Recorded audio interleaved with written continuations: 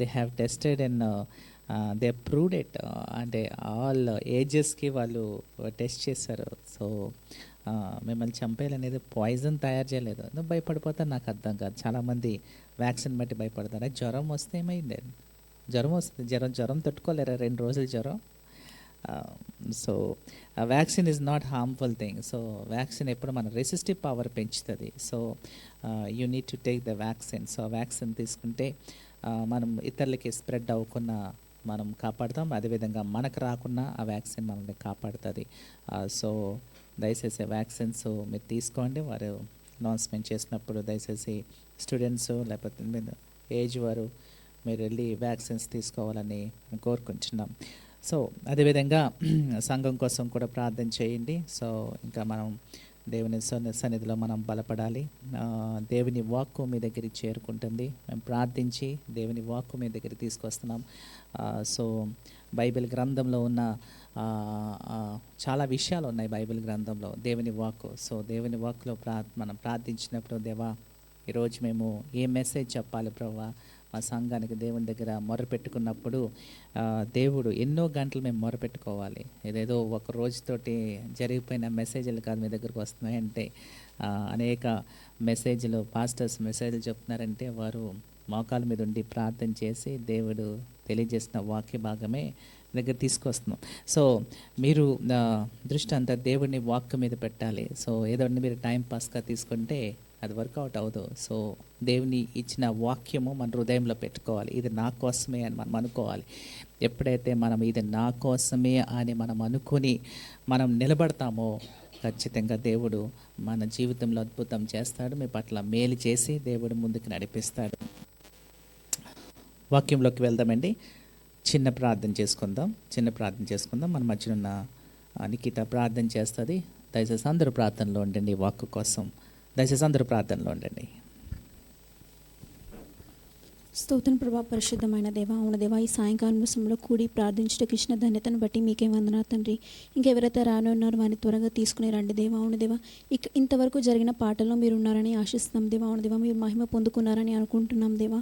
అవును దేవా, జరగబోయే వాక్యాన్ని కూడా మీ సన్నిధి తీసుకొస్తున్నాం దేవా. అవును దేవా, వాక్యం ద్వారా మాతో మాట్లాడండి దేవా. అవును దేవా, మా ఆత్మని శుద్ధి చేయండి దేవా. ఇంకా మాలో ఏదైనా నీకు విరోధమైనది ఉంటే దాన్ని తీసేయండి దేవా. ఈరోజు మీరు మాతోనే మాట్లాడండి దేవా. అవును దేవా, మా ఆత్మని శుద్ధి చేసి అవును దేవా జీవాహారంతో మమ్మల్ని నింపి ఈ హాల్ నుంచి బయటికి పంపిస్తారని నమ్ముతున్నాను దేవా. మీరే సహాయం దయచేయండి. ఇంకెవరైతే రానున్నారో వారు త్వరగా వచ్చి అవును దేవా వాక్యం వినటకు సాయం చేసి నడిపించమని యేసునామమున ప్రార్థించి వేడుకున్నాం తండ్రి, ఆమేన్.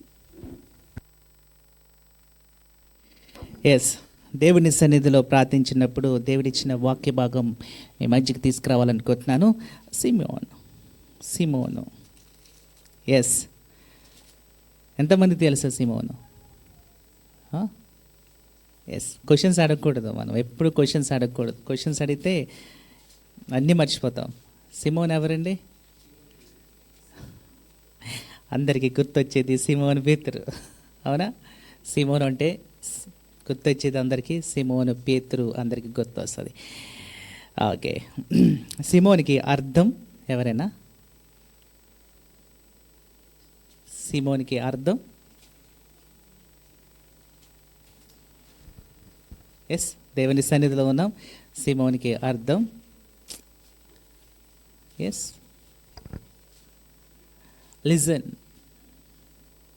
వినుట. ఏంటండి? వినుట, listen. You need to listen అన్నమాట. సో సిమోన్కి అర్థం ఏంటంటే వినుట. సో సిమోను ఎక్కువగా విన్నాడు దేవుని మాటలు విన్నాడు. కానీ దేవుని సన్నిధిలో నాకు ఈ సిమోను దేవుడు తెలియజేసినప్పుడు, ప్రభువా నేనేం మాట్లాడాలి ప్రభువా సిమోన్ కోసం అంటే, దేవుడు 9 మందిని చూపించాడు నాకు. 9 మంది సిమోన్లను చూపించాడు. ఈరోజు 9 మందిని మీ మధ్యకి తీసుకురావాలనుకుంటున్నాను. ఆ 9 మంది నుంచి దేవుడు మనకి ఈరోజు ఏం పాఠం నేర్పించిపోతున్నాడో మనం చూద్దాం. దేవుని సన్నిధిలో వాళ్ళందరూ విన్నారు. వాళ్ళ దగ్గరికి దేవుని వాక్కు చేరుకుంది. కానీ అందులో ఎంతమంది మారారు, ఎంతమంది తప్పిపోయారు, ఎంతమంది దేవునితో ఉన్నారు, ఈరోజు మనం చూద్దాం. మొదటి సిమోన్లోకి మనం వెళ్ళిపోదాం త్వరగా. అపోస్తల కార్యాలు మత్తయి సువార్త తీయండి. మత్తయి సువార్త 10:2-4 దాకా చదువుకుంటాం త్వరగా. ఆ 12 మంది అపోస్తుల పేర్లు ఏమనగా, మొదట పేతురు అనబడిన సీమోను, అతని సహోదరుడు ఆంద్రియా, జెబెదాయి కుమారుడకు యాకోబు, ఇతను సహోదరుడగు యోహాను, పిలిప్పు, బర్తలోమయి, తోమా, సుంకరి అయిన మత్తయి, అల్ఫై కుమారుడగు యాకోబు, తద్దయిమను మారుపేరు గల లెబ్బయి, కనానీయుడైన సీమోను, ఆయనను అప్పగించిన ఇస్కరియేతు యూదా. లాస్ట్ నువ్వు ఒక సిమోన్ వచ్చాడు. అతను ఎవరు? కనానీయుడైన సీమోను, కనానీయుడు ఆయన సిమియోన్ అనంది. సో ఇంగ్లీష్లో ఏమందంటే సిమియోన్ ద జ్యూలియట్ అనంది. జ్యూలియట్ అంటే జెలియట్. సో జూలియట్ అని ఒక ఆయన పేరు మన సిమియోన్ ద జూలియట్ అని ఉంది. Yes Juliet, yes Simon the there Zealot. Okay, so ఇతను ఎవరు? ఇతను కనాన్ దేశానికి సంబంధించినాడు. సో అక్కడ ఊరి పేర్లు ఉన్నాయంటే ఆ ఊరికి సంబంధించినారు మాట పేరు. సో ఇంకా మార్క్స్ వార్త కూడా మనం చదివితే మార్క్స్ వార్త 3, 16, 19 వర్సెస్ మీకు తెలియజేస్తున్నాను, దయచేసి నోట్ చేసుకోండి. లూకా సువార్త 6, 14 నుంచి 16 దాకా అక్కడ రాయబడి ఉంది. అపోస్తల కార్యాలు 1 నుంచి 13 దాకా మనం చదివితే ఆయన కోసం అక్కడ రాయబడి ఉంది. సో ఈయన కనాన దేశానికి సంబంధించినోడు అనమాట. సో కనాన ఊరి నుంచి వచ్చిన ఈ సిమోను. సో బైబిల్ గ్రంథంలో అపోస్తల్లో 2 సిమియోన్లు ఉన్నారు. ఒకరేమో సిమియోన్ ద పేతురు, ఇంకొకరెవరు? ద సిమియోన్ ద కనాన దేశం నుంచి వచ్చిన ఈ సిమియోను. సో కనాన దేశం నుంచి వచ్చిన సిమియోను అంటే ఈ వ్యక్తి చాలా దేవుని సన్నిధిలో ఉన్నాడు, దేవునికి అతి దగ్గరగా ఉన్నాడు, అతి దగ్గరగా ఉన్న అపోస్తలుడు.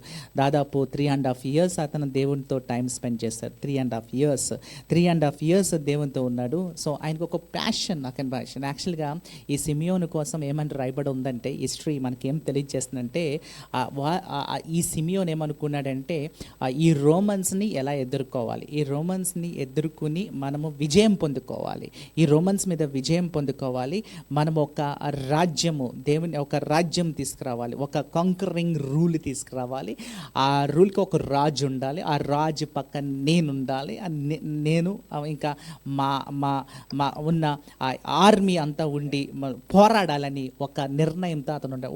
ఒక ఈ వాజ్ హ్యావింగ్ అ డిజైర్ అనమాట. అతనికి ఒక ప్యాషన్ ఉంది, ఒక ఐడియాలజీ ఉంది. ఒక్కొక్కరికి ఒక ప్యాషన్స్ ఉంటాయి.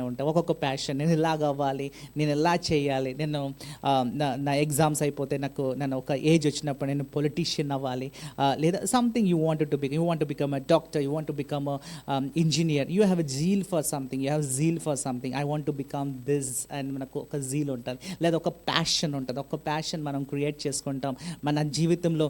నేను ఒక ప్యాషనేట్గా ఉండాలి, నా జీవితమే ఒక ప్యాషన్ అని మనము ఒక్కొక్కసారి మనం తెలియజేస్తూ ఉంటాం. చాలామంది ప్యాషన్ వారికి ఉన్న ఐడియాలజీ ప్రకారం వారు జీవిస్తూ ఉంటారు. They wanted to be their ideology. So ఇక్కడ ఈ సిమియోనుకు కూడా ఒక ఐడియాలజీ ఉంది. ఐడియాలజీ ఏంటంటే వారిది ఈ రోమన్స్ని వెళ్ళగొట్టాలి, దాంట్లో ఒక లీడర్గా ఉండాలి, అదేవిధంగా ఆ లీడర్గా ఉండి ప్లస్ అక్కడ ఒక కింగ్డమ్ తీసుకురావాలి, ఒక రాజ్యం తీసుకురావాలని అనుకున్నాడు. అలాంటి సమయంలో ఏసయ్య వచ్చి అతన్ని పిలుస్తాడు అనమాట. సిమియోను రా అన్నప్పుడు వెంటనే సిమియోను వస్తాడు. సో ఎప్పుడైతే ఈ సిమియోను సెలెక్ట్ చేసుకున్నాడో, ఏసైతో ఎప్పుడైతే ఈ సిమియోను ప్రయాణం చేస్తాం మొదలుపెట్టాడు, దాదాపు 3.5 years అతను ఏం తెలుసుకున్నాడంటే దేవునిలో ఉన్న శక్తిని ఏంటో తెలుసుకున్నాడు. He came to know the power of the God the almighty. So ఏసైతో ఉన్నప్పుడు జనం ఎక్కడ చూసినా జనమే. అక్కడ 5,000, 4,000, 2,000, 8,000, 12,000 అలా జనం అందరూ పెరిగిపోతున్నారు.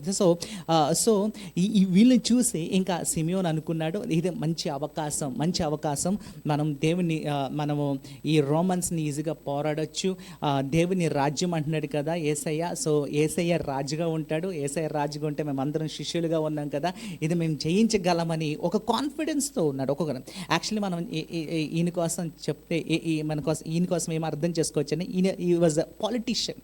అప్పుల్లో ఒక పాలిటీషియన్ అంటే పోరాడాలి రోమన్స్కి విరోధంగా పోరాడాలి, విజయం పొందుకోవాలి. ఈ was going as a politician. So ఆయనకు ఒక గుంపు కూడా ఉంది, ఒక గ్యాంగ్ కూడా ఫామ్ చేసుకున్నాడు. ఒక గ్యాంగ్ ఉంది. ఆ గ్యాంగ్ని అందరినీ విడిచిపెట్టి దేవుని దగ్గరికి వచ్చాడు. అంటే యేసయ్య పిలిచాడు కాబట్టి యేసయ్య గ్రూప్లో జాయిన్ అయ్యాడు. ఆ 12 మంది శిష్యులతో అతను ప్రయాణం చేశాడు. సో ఆ ప్రయాణంలో అనుకున్నాడు, ఇంకా యేసయ్య ద్వారా నేను ఇంకా ఈ రోమన్స్ నుంచి విజయం పొందుకుంటాం, ఖచ్చితంగా మనం నిలబడతాము, నేను లీడర్గా ఉంటానని ఒక ఐడియాలజీ అతను ఒక ప్యాషనేట్తో అతను ముందుకు వెళ్తాం మొదలుపెట్టాడు. దాదాపు 3.5 years ఆయన ముందుకు వెళ్ళాడు. అందుకునే యేసయ్య చనిపోయి తిరిగి అంటే వెళ్ళిపోయిన తర్వాత కూడా అపోస్తల కార్యాలు 1:6 చదువుకుంటే 1:6 ఒక మాట రాయబడి ఉంది. 1:6 ఒక మాట రాయబడి ఉంది. ఒకసారి చదువు. కాబట్టి వారు కూడి వచ్చినప్పుడు ప్రభువా, ఈ కాలమందు ఇశ్రాయేలునకు రాజ్యమును మరలా అనుగ్రహించదవా. చూడండి, వీళ్ళందరూ శిష్యులు అందరూ చేరుకున్నారు అక్కడ. అంటే వాళ్ళందరూ అక్కడ చేరుకుని ఒక అడిగిన క్వశ్చన్ ఏంటంటే, ఇంకా ఈ రాజ్యం ఇక్కడ వస్తుందా అని వాళ్ళు ఎదురు చూస్తున్నారు. అంటే ఈ భూమి మీద ఒక రాజ్యం వస్తుందా, అంటే ఈ రాజ్యానికి యేసయ్య ఇప్పుడు తిరిగి లేచాడు కదా, ఇప్పుడు ఆయన రాజుగా ఉంటాడా, ఈ రోమన్స్ అందరినీ వెలగొట్టేస్తాడా అని ఒక అభిప్రాయంతో ఉన్నారు. వారు ఒక తలంపుతో ఉన్నారు, this is going to happen అని ఒక తలంపుతో ఉన్నారు. కానీ అక్కడ వారికి అర్థం కాలేదు, ఈ శిష్యులకి అర్థం కాలేదు దేవుని రాజ్యం ఏంటో వారికి అర్థం కాలేదు. అంటే దేవుని రాజ్యము పరలోకంలో ఉంటుంది, ఆ రాజ్యానికి చేరుకోవాలని వీరికి తెలియదు. వీరేమనుకుంటున్నారంటే ఈ భూమి మీద, సో ఈ భూమి మీద ఇదంతా జరుగుతుందని వారు అనుకున్నారు. సో అలాంటి పరిస్థితులు ఉన్నప్పుడు ఈ సిమియోన్ కోసం సిమియోన్ అనుకుంటున్నాడు, yes this is the chance, ఇది ఛాన్స్. అందుకే ఈ శిష్యులు కూడా ఎవరో క్వశ్చన్ వేశారు, దేవుడిని అడుగుతున్నారు అనమాట. ఏంటంటే నువ్వు రిస్టోర్ చేస్తావా ఈ కింగ్డమ్, మళ్ళీ ఈ కింగ్డమ్ మళ్ళీ తిరిగి మాకు ఇచ్చేస్తావా, ఈ కింగ్డమ్లో ఇశ్రాయేల్ దేశానికి ఒక రాజ్యం ఇప్పుడు వస్తుందా, ఆ రాజ్యంలో నువ్వే రాజుగా ఉంటావా ప్రభు అని వారు క్వశ్చన్ వేస్తున్నారు. They asking a question. ఇంకా వారికి ఇంకా అర్థం కాలే అసలు దేవుని యేసయ్య 3.5 years ఉన్నప్పుడు ఆయన చెప్పిన బోధ, ఈ 3.5 yearsలో చెప్పిన బోధ, దేవుని రాజ్యం కోసం, దేవుని రాజ్యంకి వెళ్ళాలంటే నా ద్వారాగానే తండ్రిని చూడగలరు, ఆ మహిమ చూడగలరు, మీరందరూ నాతో పాటు మీరు మళ్ళీ నా పరలోకం దేవుని రాజ్యంలో ఉంటారని వీరికి అర్థం కాలేదు. సిచ్యువేషన్ వరకు అర్థం కాలేదు. వీళ్ళకి అర్థం కాలేదు కాబట్టి యేసయ్యని అక్కడ సిలివేస్తున్నప్పుడు వీళ్ళందరూ పారిపోయారు. They don't understand. అంటే చంపేస్తున్నప్పుడు వారు భయపడిపోయారు. ఇంకా వారు అనుకున్నారు, మాకు ఈ రాజ్యం ఉండదు, ఈ రోమన్స్ మేము ఎదుర్కోలేము, ఈ రోమన్స్ ఇంకా యేసయ్య అనే మాటలన్నీ అబద్ధం అనుకున్నారు కాబట్టి వాళ్ళు పారిపోయారు. వారికి అర్థం కాలేదు, కన్ఫ్యూజన్ సిచ్యువేషన్లో ఉన్నారు, వారు భయంతో దాక్కున్నారు. అలాంటి వారు ఉన్నారు. మత్తయి సువార్త 22:21 మత్తయి సువార్త 22:21 ఒక మాట రాయబడి ఉంది. ఎస్ 22:21 అందుకు ఆయన అలాగైతే కైసరువి కైసరుకును దేవునివి దేవునికి చెల్లించుడని వారితో చెప్పారు. ఇక్కడ క్వశ్చన్స్ వేస్తారు. అక్కడ శిష్యులు ఉన్నారు. ఒక ఛాలెంజ్ ఏంటంటే అక్కడ ఒక క్వశ్చన్ రేజ్ చేశారు. ఆ క్వశ్చన్ రేజ్ ఏంటంటే అక్కడ కేసర్ ఉన్నాడు, అంటే గవర్నమెంట్ ఉంది. సో వాళ్ళకి క్వశ్చన్ వేసింది ఏంటంటే, ఇప్పుడు ఇది గవర్నమెంట్కి ఉందిన ఈ కాయిన్ మీద ఇక్కడ ఈ కాయిన్ ఎవరికి ఇవ్వాలి అంటే మేము ట్యాక్సెస్ కట్టాలా లేదా అని ఒక క్వశ్చన్ వేశారు. ఇండైరెక్ట్ క్వశ్చన్ వేశారు వారు. కానీ ఏసై డైరెక్ట్గా ఇచ్చాడు. ఏమన్నాడు, ఈ కాయిన్స్ మీద ఎవరు ముద్ర అయితే ఉంటుందో వారికి ఇచ్చేసేయండి, దేవునికి ఏదైతే ఇవ్వాలో అది మీరు దేవునికి ఇవ్వండి అంటున్నాడు. ఎస్, అంటే ఇక్కడ డైరెక్ట్ పాలిటీషియన్ డైరెక్ట్ అటాక్ ఇచ్చాడు దేవుడు. డైరెక్ట్ అటాక్ వాళ్ళు తెలియజేస్తున్నాడు అనమాట. అంటే ఇది దేవుని, నేను దీనికోసం రాలేదు, ఇది దేవుని రాజ్యము కాదు, దేవుని రాజ్యం అక్కడ ఉంది, ఇక్కడ కాదు, ఇక్కడ ఉండేది గవర్నమెంట్ ఎవరిది, ఈ రాజుకి నేను కాదు రాజు అవ్వడము అని దేవుడు వారికి ఆల్రెడీ డైరెక్ట్ అటాక్ ఇచ్చాడు. డైరెక్ట్. అప్పుడు కూడా వారికి అర్థం కాలేదు, వారు దేవుడు ఏం తెలియజేస్తున్నాడు అప్పటికి అర్థం కాలే. రోమిలికి రాసిన పత్రిక 8:1-8 మనం చదువుకుంటే బైబిల్ క్లియర్లీ సేస్ మాట. సో ఇక్కడ సిమియోన్ కోసం మనం ఏం తెలుసుకోవచ్చు అంటే ఆయన ఒక పాలిటీషియన్, ఆయన ఒక ప్యాషన్ ఉంది. ఆ ప్యాషన్ ఏంటంటే ఒక ఐడియాలజీ. అదేంటంటే ఈ భూమి మీద దేవుని రాజ్యము రావాలి, ఈ భూమి మీద ఒక రాజ్యం రావాలి, ఆ రాజ్యంలో యేసయ్య రాజుగా ఉంటాడు, మేమందరం శిష్యులు, 12 మంది శిష్యులు ఆయనకి శిష్యులుగా ఉంటాము. ఆ రోమన్స్ని పోరాడతాం, యేసయ్య వారిని ఓడిస్తాడు, మేము విజయం పొందుకుంటాం, రోమన్స్ అందరూ వెళ్ళిపోతారు. అదే గోల్తో ఉన్నాడు, అదే ప్యాషన్తో ఉన్నాడు లాస్ట్ మినిట్ దాకా. అందుకనే యేసు ప్రభు గారు తిరిగి వెళ్తున్నప్పుడు సమయంలో కూడా అడుగుతున్నాడు అనమాట, ఇదే రాజ్యము వచ్చేస్తుందా ప్రభువా, మళ్ళీ తిరిగి ఇచ్చేస్తావా ఈ రాజ్యాన్ని, ఈ రాజ్యంలో నువ్వేనా రాజుగా ఉంటావని ఒక క్వశ్చన్ వేశారు, డైరెక్ట్ క్వశ్చన్ వేసేసారు. కానీ అక్కడ వారికి దేవుడు ఆల్రెడీ అక్కడ కింద భాగంలో చదివితే యేసయ్య వారికి తెలియజేసిన మాట ఏంటంటే, ఇంకా అక్కడ తెలియజేస్తే ఒకసారి చదవమ్మా, 7 చదువుకుంటే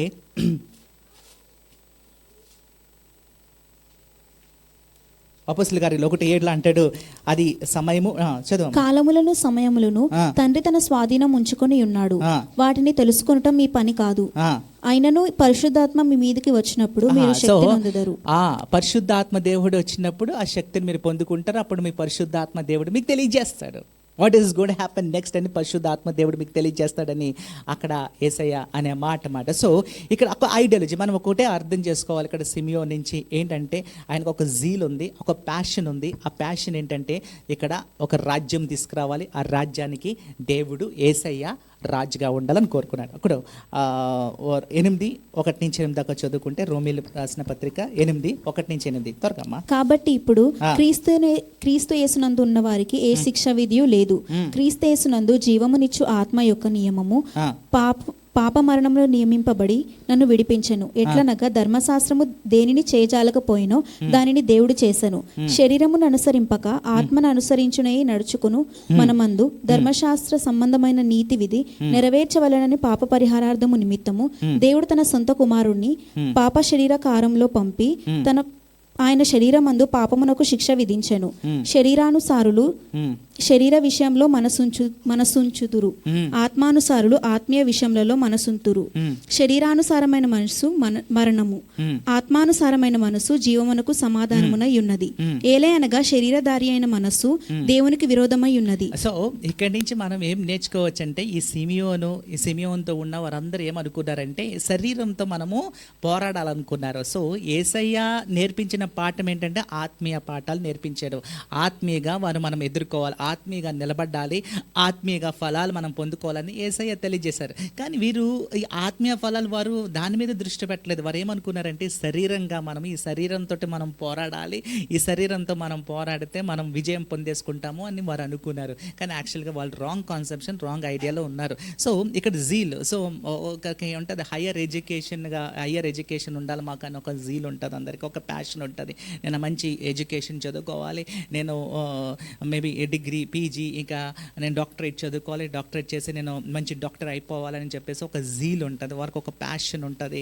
ఒక్కొక్కరేమో కొత్త గ్యాజెట్స్ కొనుక్కోవాలని ఒక జీల్ ఉంటుంది, ఒక్కొక్కరు అప్కమింగ్ రాగానే వారు గ్యాజెట్స్ కొనేస్తూ ఉంటారు, ఒక జీల్ ఉంటుంది అన్నమాట. ఒక ప్యాషన్ వాళ్ళకి కలెక్ట్ చేసుకుంటాం. ఒక్కొక్కరికి ఒక జీల్, ఒక ప్యాషన్ ఉంటుంది ఏంటంటే, స్టాంప్స్ కలెక్ట్ చేసుకుంటాం, వెరైటీ ఆఫ్ స్టాంప్స్ వారు కలెక్ట్ చేసుకుంటాం, ఒక జీల్ ఉంటుంది. లేదా కాయిన్స్, వెరైటీ ఆఫ్ కాయిన్స్ వారు కలెక్ట్ చేస్తానికి ఒక జీల్ ఉంటుంది.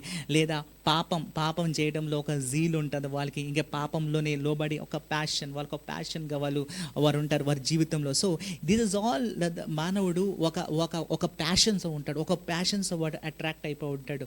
సో ఆ ప్యాషన్స్ తోటి వారు ముందుకు వెళ్తారు అన్నమాట. సో అలాంటి జీవితం వారు జీవిస్తున్నారు. సో ఇక కొలీషియల్కి రాసిన పత్రిక 2:8 ఒక మాట రాయబడి ఉంది. కొలీషియల్కి రాసిన పత్రిక 2:8 మనం చదువుకుంటే, కొలీషియల్కి రాసిన పత్రిక 2:8 ఒక మాట 2:8 మనం చదువుకుంటే, కొలీషీలు 2:8 ఒక మాట. ఎస్, ఆయనను అనుసరింపక మనుషుల పార్యంపరము చొప్పున అనగా ఈ లోక సంబంధమైన మూలపాఠములను అనుసరించి మోసకరమైన నిరర్ధక తత్వము జ్ఞానము చేత మిమ్మును చెరపట్టుకొని పోవువాడెవడైనను ఉండునేమో అని జాగ్రత్తగా ఉండుడి. చూడండి, ఇది లోకంలో ఉన్న దానికోసం ఎక్కువ ప్యాషనెట్గా ఉన్నారంటున్నాడు. అంటే ఈ లోకంలో ఉన్న దాని మీద ఎక్కువ ఆశలు పెట్టుకుంటున్నారు, దాని మీద ఎక్కువ ఆశలు పెట్టుకుని వారు ముందుకు వెళ్తున్నారు. సో జాగ్రత్తగా ఉండండి, మీరు దాంట్లో కలిసిపోతారేమో, లోకంలో కలిసిపోతారేమో, దేవునికి దూరం అయిపోతారేమో, జాగ్రత్త అని అక్కడ పరిశుద్ధాత్మ దేవుడు మనకు తెలియజేస్తున్నాడు. చాలా జాగ్రత్త అంటున్నాడు. చూడండి, ఈ సిమియోన్ నుంచి ఒక పాఠం నేర్చుకోవచ్చు. సిమియోన్కి ప్యాషన్ ఏంటి? భూమి మీదే దేవుడు రాజుగా ఉంటాడు అనుకున్నాడు, కానీ ఆయన ప్యాషన్ మార్చుకున్నాడంటండి. యేసు కోసము ఆయన ఏం చేశాడంటే తిరిగి ఆ యేసు కోసము ఆయనకున్న ప్యాషన్ విడిచిపెట్టాడంటండి. ప్యాషన్ విడిచిపెట్టాడు. ఆ ప్యాషన్ విడిచిపెట్టి దేవుని సన్నిధిలో అతను నిలబడి దేవుని కోసము ఆయన ముందుకు వెళ్ళాడని, క్రీస్తు కోసం నిలబడి వెళ్ళాడంటండి. ఎందుకంటే పరిశుద్ధాత్మ దేవుడు ఎప్పుడైతే వారు పొందుకుంటారో, వారు ఎప్పుడైతే పొందుకుంటారో 3,000 మంది అక్కడ మారు మనసు పొందుకున్నారు. ఆ 3,000 మంది కంటే పెంటెకొస్తే దినము ఆ పరిశుద్ధాత్మ దేవుడు ఎప్పుడైతే దిగి వస్తుందో అక్కడున్న ఆ 126 మంది ఎప్పుడైతే వారు అది 126 అన్న రెఫరెన్స్ ఎంతమంది మందికి వచ్చింది పరిశుద్ధాత్మ దేవుడు? చెప్తే ఒకటి. ఎంతమంది పెంతెకొస్తే దినం ఎంతమంది మీదకి వచ్చింది పరిశుద్ధాత్మ దేవుడు? ఎస్, సెకండ్ చాప్టర్ మనం చదవండి. How many people received? ఎంతమంది? ఎస్,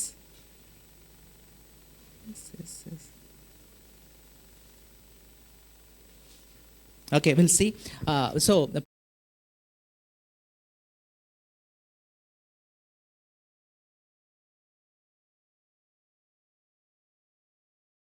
లో మనం చూస్తే అక్కడ చూడండి, అక్కడ దేవుడు తెలియజేస్తున్నాడు, మీరు అందరూ వెళ్ళి ఏం చేయమంటున్నాడు?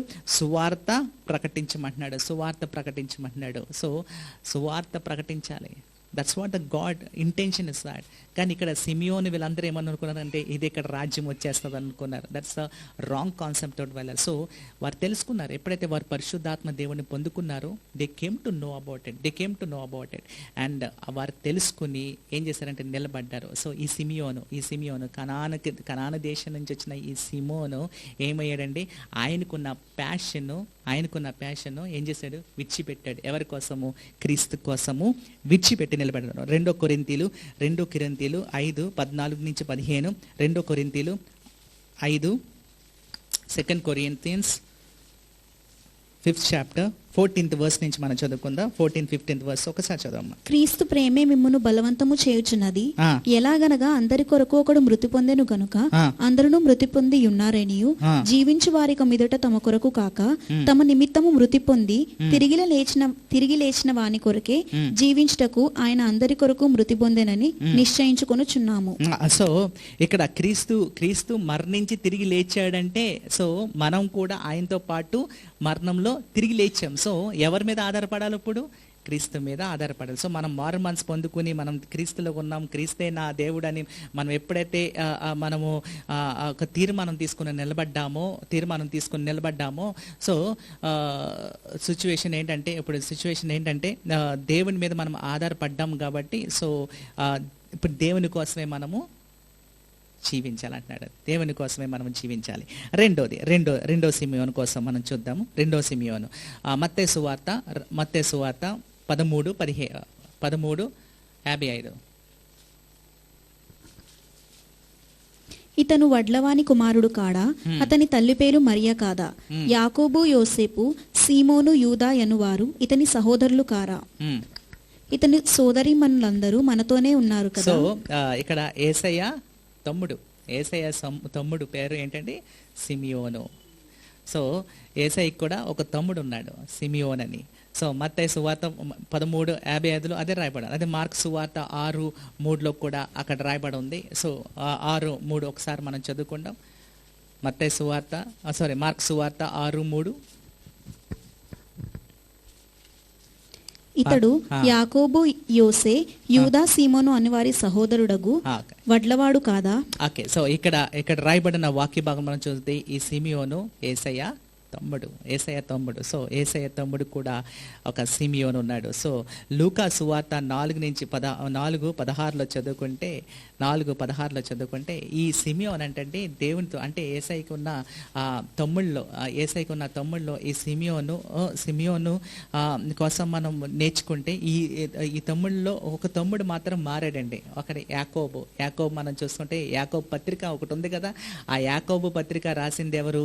యేసయ్య తమ్ముడే రాశాడు. చేశాడనమాట. ఆయన మారు మనసు పొందుకొని దేవుడు, ఎందుకంటే ఏసయ్య తిరిగి లేచిన తర్వాత యాకోబు దగ్గరికి వెళ్ళి యాకోబుని కలుసుకుని యాకోబుకి తెలియజేశాను, కొన్ని విషయాలు తెలియజేశాడు. ఆల్రెడీ మనం మెసేజ్ కూడా విన్నాం. యాకోబు కోసము యాకోబు ఎలా మారు మనసు పొందుకున్నాడు కూడా మనము ఆ మెసేజ్ విన్నాం. సో వీళ్ళు తమ్ముళ్ళు యాక్చువల్గా యేసయ్యని చంపేయాలనుకున్నారు. యాక్చువల్గా అంటే యెరూషలేముకు పంపించి యెరూషలేంలో ఉన్న ఆ రివాల్ట్ ఏదైతే జరుగుతుందో ఆ రివాల్ట్లోకి ఆయన పంపించేస్తే ఆ మాబ్ యేసయ్యని చంపేస్తారు. సో మనము విడుదల పొందుకోగలము. ఎందుకంటే ఆ ఏరియాలో, ఆ నజరేత్ అనే ఏరియాలో చాలా రూమర్స్ క్రియేట్ అయిపోయినాయి. యేసయ్య చాలా ఫేమస్ అయిపోయాడు. ఆ ఫేమస్ అయినందుకు వాళ్ళు శ్రమలు ఎదుర్కోవాల్సి వచ్చింది, ఇబ్బందులు ఎదుర్కోవాల్సి వచ్చింది. ఎందుకంటే అక్కడ ఉన్న యాజకులు అందరూ వారి మీద దాడి చేయటము, లేకపోతే ఏదో ఒక మాట అనడము, సంథింగ్ వారికి మీదకి రూమర్స్ క్రియేట్ అయిపోయింది. వస్తే రూమర్స్ నుంచి బయటకు రావాలని వీళ్ళందరూ యేసయ్యని చంపేయాలనుకున్నారు. They wanted to kill, all of them wanted to kill Jesus. చూడండి, మనం చూడితే లూకా సువార్త 4:16 చూస్తే యేసయ్య ఒక రోజునంట నజరత్కి వెళ్ళాడంటండి. ఎప్పుడు ఉపవాస ప్రార్థనలు అయిన తర్వాత 40 దినాలు ఉపవాస ప్రార్థనలు అయిన తర్వాత యేసయ్య నజరత్కి వెళ్ళాడు. యేసయ్య నజరత్కి వెళ్ళగానే అక్కడ ఏం జరిగిందో చూడమ్మా, చూడండి. ఒకటి 4:16 లూకా సువార్త. ఆయన తాను పెరిగిన నజరేతుకు వచ్చెను. తన వాడుక చొప్పున విశ్రాంతి దినమందు సమాజ మందిరములోనికి వెళ్లి చదువుటకై నిలుచుండగా ప్రవక్త అయిన యెషయా గ్రంథము ఆయన చేతికి ఇయ్యబడెను. యెషయా గ్రంథము ప్రవక్త ఇచ్చిన యెషయా గ్రంథం అతను చదివాడు. అది చదవగానే ఏమన్నాడు, ఇదంతా నెరవేరిపోయిందని అక్కడ యేసయ్య తెలియజేయగానే అక్కడున్న ప్రజలందరూ ఏమన్నారో చూడండి. 28 చదివితే, అదే 4:28 చదివితే, సమాజపు మందిరంలో ఉన్న వారందరూ ఆ మాటలు విని ఆగ్రహముతో నిండుకొని లేచి ఆయనను పట్టణంలో నుండి వెళ్ళగొట్టి ఆయనను తలకిందులుగా పడద్రోయవలెనని తమ పట్టణపు కట్టబడిన కొండపేట వరకు ఆయనను తీసుకుని వెళ్ళారు. సో యేసయ్యని పైకి తీసుకెళ్ళిపోయారంటండి. అంటే తొరుముట్టు తీసుకెళ్లారంటండి, కొట్టుకుంటూ తీసుకెళ్లారు. ఎలా తీసుకెళ్లారు కానీ యేసయ్యని గుంజుకుని తీసుకెళ్ళిపోయారంటండి. ఇంక చెప్పాలంటే గుంజుకుని తీసుకెళ్లారంటండి. ఎక్కడికి? ఒక కొండ మీద తీసుకెళ్ళిపోయారంటండి యేసయ్యని. అక్కడికి తీసుకెళ్ళి అక్కడి నుంచి కిందకి పడేసేయాలనుకున్నారండి, చంపేయాలనుకున్నారంటే. చూడండి, నజరేత్ అన్న ఊరికి వెళ్ళారు. నజరేత్లో వీళ్ళు తమ్ముళ్ళు అందరూ అక్కడే ఉన్నారు, ఫ్యామిలీ మెంబర్స్ అక్కడే ఉన్నారు. కానీ ఒక్కరు కూడా ముందుకు రాలేదంటే యేసయ్యని రక్షిస్తానికి. అన్నే కదా, అన్నని రక్షించాలి కదా, వారి కోసం అక్కడ రాయబడలేదు. అన్నని రక్షించుకోవాలి, మా తమ్ముళ్ళు అందరూ అక్కడికి వచ్చి నిలబడాలి కదా, అన్న కోసం నిలబడాలి. కానీ యేసయ్య కోసం ఆ రోజుని ఎవ్వరూ నిలబడలేదు. Nobody stood for Jesus family members. అందుకని అక్కడ వారు అనే మాట కూడా చూడండి. యోహాను సువార్త 7:5 చదువుకుంటే, యోహాను సువార్త 7:5 ఒక మాట రాయబడింది. చదువమ్మా, త్వరగా చదవాలి. ఆయన సహోదరులైనను ఆయన యందు విశ్వాసం ఉంచలేదు, విశ్వాసం పెట్టలేదు. ఈ సిమియోను యేసయ్య మీద నమ్మకం పెట్టుకోలేదు. అంటే విశ్వాసం లేదు. అంటే వారు ఏ మాట అయితే వింటున్నారు, ప్రజల నుంచి మాటలు వింటున్నారు, ఆ మాటలు విని వీళ్ళు విశ్వాసం పెట్టుకోలేదు. యేసయ్య చూడండి, యేసయ్య వారింట్లో ఉన్నాడు, యేసయ్య వాళ్ళ ఇంట్లో పెరిగాడు. అయినా కానీ యేసయ్య మీద వారికి నమ్మకం లేదంట. సిమియోనికి యేసయ్య మీద నమ్మకం లేదు. ఇన్ఫ్యాక్ట్ మనము ఈ సిమియోన్ నుంచి మనం ఏం నేర్చుకోవచ్చు అంటే, రిజెక్టెడ్ క్రైస్ట్. ఆయన ఈ సిమియోన్ ఏం చేశాడు? రిజెక్ట్ చేశాడు. యేసయ్యని ఏం చేశాడు? రిజెక్ట్ చేశాడు అన్నమాట. యాక్సెప్టెన్స్ లేదు, యాక్సెప్ట్ చేయలేదు. అలా చాలామంది ఉన్నారండి ఈ లోకంలో. యేసయ్య కోసం తెలుసు కూడా వాళ్ళు రిజెక్ట్ చేస్తున్నారు. యేసయ్య కోసం అంతా తెలుసు, వాళ్ళు ఆర్గ్యుమెంట్ చేస్తూ ఉంటారు, వాళ్ళు ఏదో ఒక వాక్యం తీసుకొస్తూ ఉంటారు, అది కనెక్ట్ చేస్తూ ఉంటారు, కానీ యేసయ్యని రిజెక్ట్ చేసుకుంటూ ఉంటారు. ఇక్కడ ఓన్ ఫ్యామిలీ మెంబర్స్ సిమియోను యేసయ్యని రిజెక్ట్ చేశారు. వారు యాక్సెప్ట్ చేయాలి, నమ్మకం పెట్టుకోలేదు, విశ్వాసం పెట్టలేదు యేసయ్య మీద. యేసయ్య చేసే పనుల మీద వారికి విశ్వాసం లేదు, వారు నమ్మలేదు. దేవుని కుమారుడు అంటే వారు నమ్మలేదు. వారు యేసయ్యని దూరం పెట్టారు. ఈ సిమియోను దూరం పెట్టినట్టు ఇక్కడ మనకి గ్రంథం మనకు తెలియజేస్తుంది. లూకా సువార్త 8:9-21 మనం చదువుకుంటే, అప్పుడు యేసయ్య అనే మాట ఏంటో చూడండి ఒకసారి. ఆయన తన శిష్యులు ఈ ఉపమాన భావం ఏమిటని ఆయనను అడుగగా, ఆయన దేవుని రాజ్య మర్మము లెరుగుట మీకు అనుగ్రహింపబడి ఉన్నది, ఇతరులను చూచి చూడకయు విని గ్రహించకయు ఉండునట్లు వారికి ఉపమాన రీతిగా బోధించబడుచున్నవి. ఈ ఉపమాన భావం ఏమనగా, విత్తనము దేవుని వాక్యము. లూకా సువార్త 8:19. ఆయన తల్లియు సహోదరులను ఆయన యొద్దకు వచ్చి జనులు గుంపులుగా ఉండుట చేత ఆయన దగ్గరకు రాలేకపోయిరి. అప్పుడు నీ తల్లియు నీ సహోదరులను నిన్ను చూడగోరి. అక్కడ యేసయ్య అక్కడ ఉన్నాడంటండి, కానీ తల్లిని వాళ్ళ తమ్ముళ్ళు ఎవరు దగ్గరికి రాలేకపోయారంటండి. They didn't come near to him. So అందుకని అంటున్నారు అనమాట, అక్కడ ఉన్న ప్రజలు ఏమంటున్నారంటే, నీ తల్లి ఎవరు, నీ తమ్ముళ్ళు ఎవరు అన్నప్పుడు ఆయన ఏమంటున్నారు, ఎవరైతే దేవుని వాక్కు వింటారో ఎవరైతే దేవుని వాక్కు వింటారో వారే నా తల్లి, తండ్రి, నా బ్రదర్స్ అంటున్నాడు అనమాట. ఎస్, ఇక్కడ సిమియోనికి అర్థం ఏంటంటే వినుట, కానీ దేవుని వాక్ అతను వినలేదు. కానీ ఇక్కడ యేసయ్యని రిజెక్ట్ చేశాడు. రిజెక్టెడ్ క్రైస్ట్ ఇక్కడ మనకు కనపడుతుంది అనమాట ఈ సిమియోన్ ద్వారా. Rejected Christ, yes, he has rejected the Christ. And చూడండి, అందుకనే యేసయ్య సిలువ మీద ఉన్నప్పుడు అక్కడ మేరీ ఒంటరిగా ఉన్నప్పుడు తమ్ముళ్ళు ఎవరు రాలేదండి. మనం చూస్తే ఎవరూ లేరు, యాహాన్ తప్ప ఉన్న బ్రదర్స్ ఎవరూ లేరు ఆ సిలువ దగ్గర. చూడండి, ఆ తల్లిని ఎంత దూరం పెట్టారు చూడండి. ఎందుకు? యేసయ్యకి సపోర్ట్ చేస్తుందని చెప్పి తమ్ముళ్ళందరూ దూరం పెట్టారు. ఈ సిమియోను కూడా ఆ తల్లిని దూరం పెట్టాడు. ఎవరు లేరు, అండగా ఎవరు లేరు. అందుకనే యేసయ్య తల్లి బాధ చూసి యాహాన్ని అక్కడ పంపించినట్టు అక్కడ గ్రంథం మనకు తెలియజేస్తుంది. తల్లి పక్కని ఒక కుమారుణ్ణి పెట్టాడు, యాహాన్ని ఒక కుమారుని పెట్టాడు. ఒక పెద్ద దిక్కుగా, ఒక పెద్ద కుమారుడిగా అక్కడ యాహాన్ గారు ఉన్నట్టు బైబిల్ గ్రంథం మనకు యాహాన్ సువార్త 19:26-27లో మనకు అక్కడ వాక్య భాగం రాయబడి ఉంది. సో అది మీరు రిఫరెన్స్ నోట్ చేసుకోండి. సో రిజెక్టెడ్ క్రైస్ట్ ఈ సిమియోన్ ద్వారా మనకు కనపడుతున్నాడు. మూడోది మనం చూస్తే కార్యాలు, అపోస్తుల కార్యాలు 8:9-24 దాకా మనం చదువుకుందాం. అపోస్తుల కార్యాలు 8:9-24 దాకా చదువుకుంటే అక్కడ ఒక సిమియోను కనపడుతున్నాడు. ఇతను ఏమంటే మెజిషియన్ అంటే అన్ని జిమిక్కలు చేస్తూ ఉంటాడు అనమాట. చేస్తూ ఉంటాడు. ఈ జిమిక్కలతో జనాలు హృదయాల్ని గెలుచుకున్నాడంటండి మ్యాజిక్లతో. సో అలా చాలా ఆ మ్యాజిక్లతో జనాలను గెలుచుకునే వాళ్ళు చాలా మంది ఉంటారు. బెస్ట్ మెజిషియన్ ఎవరంటే తెలుసు కదా, ఒక్కోసారి మనం టీవీలో చూస్తాం, ఆయన 2 parts చేసేస్తూ ఉంటారు. 2 భాగాలుగా బాడీని 2 భాగాలుగా చేసేస్తారు. వాళ్ళు చూసి మనం షాక్ అయిపోయి మనము నోరు అలా పెద్ద చేసుకుని కళ్ళు పెద్ద చేసుకుంటాం. అవునా, ఏదో జరిగిపోయినట్టు, అక్కడ ఏం జరగదు, అది మన మాయ చేశాడు, అంతే మాయ చేశాడు. సో అలా ఫేమస్ అయ్యే వాళ్ళు చాలా మంది ఉన్నారు. ఈ మెజిషియన్స్ చాలా ఫేమస్ అయిపోతారు. సో ఈ సిమియోను కూడా ఒక సిమియోన్ ఉన్నాడు బైబిల్ గ్రంథంలో, అతను మెజిషియన్ అనమాట. సో చాలా ఫేమస్ అయిపోయాడు. హృదయాల్ని గెలుచుకున్నాడు. జనం ఆ సిమియోను తెలుసా, దేవుని శక్తి అతనిలో ఉన్నారన్నాడంట, దేవుని శక్తిని పొందుకున్నారన్నాడంటండి. జనాలు అక్కడ చూసి, ఈ సిమియోను చూసి దేవుని శక్తిని పొందుకునే అతను ఇన్ని జిమిక్కులు చేస్తున్నాడు, ఇన్ని మ్యాజిక్లు చేస్తున్నాడు అని చెప్పి అక్కడున్న ప్రజలకు సాక్షిగా ఆయన కోసం నిలబడ్డారంటండి. సో ఇక్కడ మనం చూస్తే చూడండి, 8 నుంచి మనం చదువుకుంటే, అక్కడ 9 నుంచి చదువుకుంటే ఆయన కోసం అక్కడ రాయబడి ఉంది, సీమోనను ఒక మనుష్యుడు లోగడ పట్టణంలో గారడి చేయుచు తానెవడో ఒక గొప్పవాడని చెప్పుకొనుచు సమరయ జనులను విభ్రాంతి పరుచుచుండెను.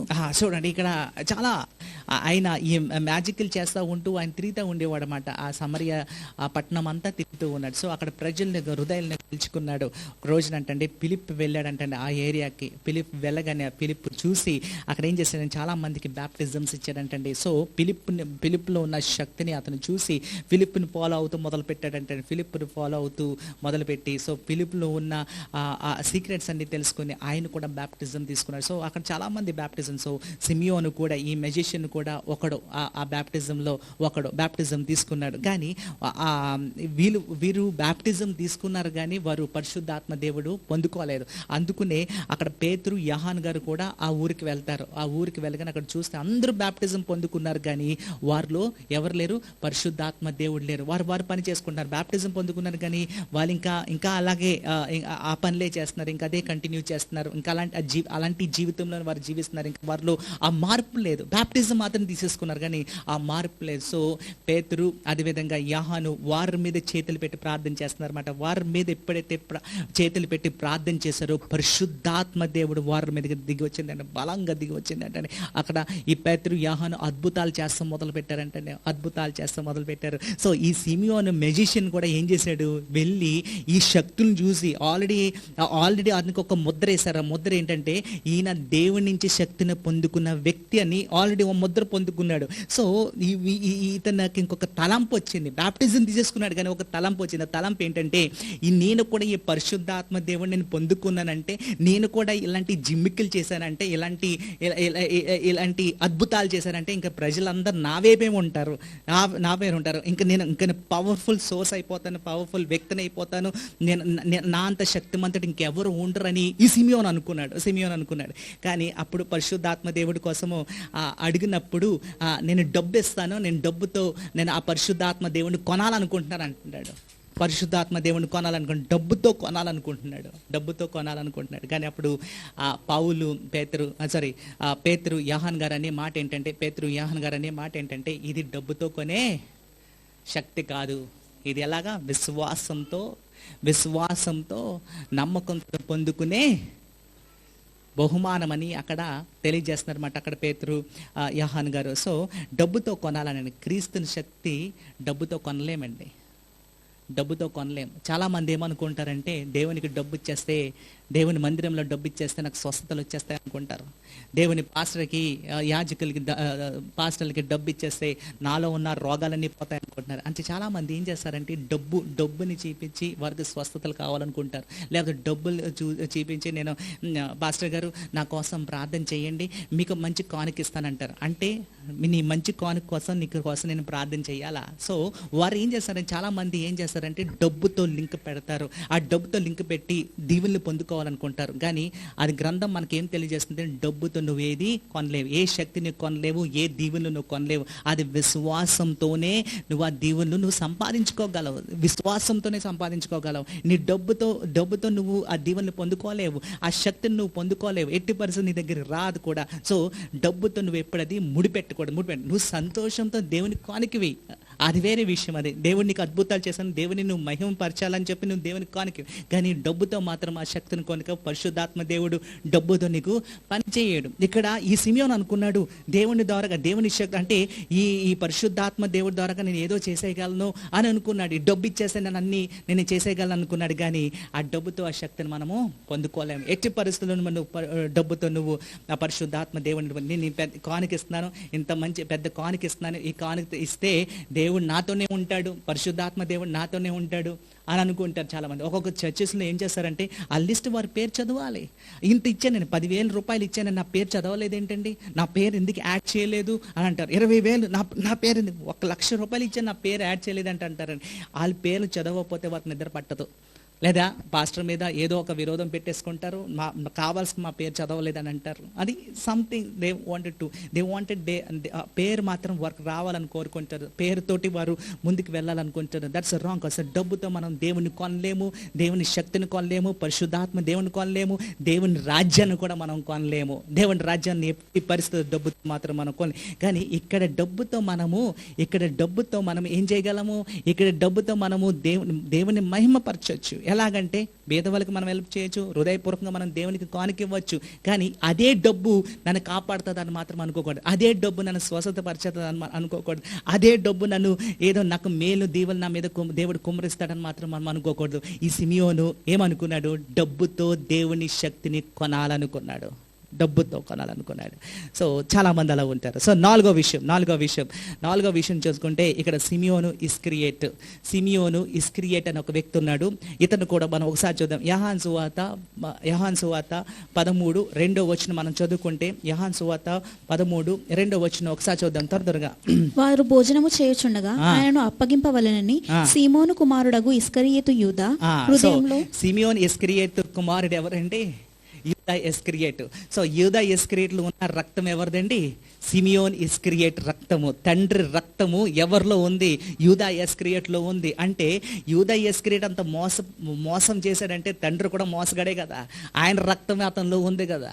ఆయన మోసం చేశాడు కాబట్టి, ఆయన మోస జీవితం జీవించాడు కాబట్టి, ఆయన ఒక దొంగ కాబట్టి, గజ్జి దొంగ అవ్వచ్చు, ఏ దొంగ అవ్వడో తెలియదు కానీ ఒక దొంగగా నిలబడ్డాడు కాబట్టి కుమారుడు కూడా అలా తయారయ్యాడు. ఈరోజు చూడండి, ఆ రక్తం, ఆ బ్లడ్ అనేది సిమియోను ఇస్కరియోట్ ఆ రక్తము ఎవరిలోకి వచ్చింది?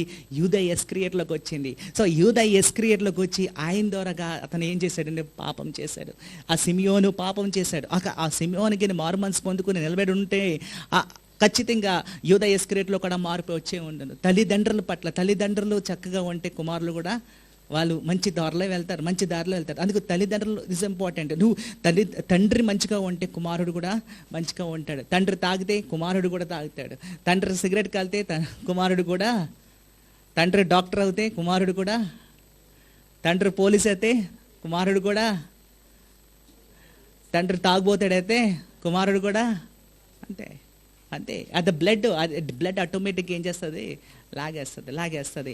తండ్రి సైకో అయితే కుమారుడు కూడా సైకో అవుతాడు. Same it's inbuilt DNA structure అది. సో ఈ సిమియోని ఇస్కరియోతులో ఉన్న ఆ మోసం ఏదైతే మోసం ఉందో ఆ మోసం ఎవరిలోకి వచ్చింది, యూదా ఇస్కరియోతులోకి వచ్చింది. యూదా ఇస్కరియోతు ఏసైని ఏం చేశాడండి,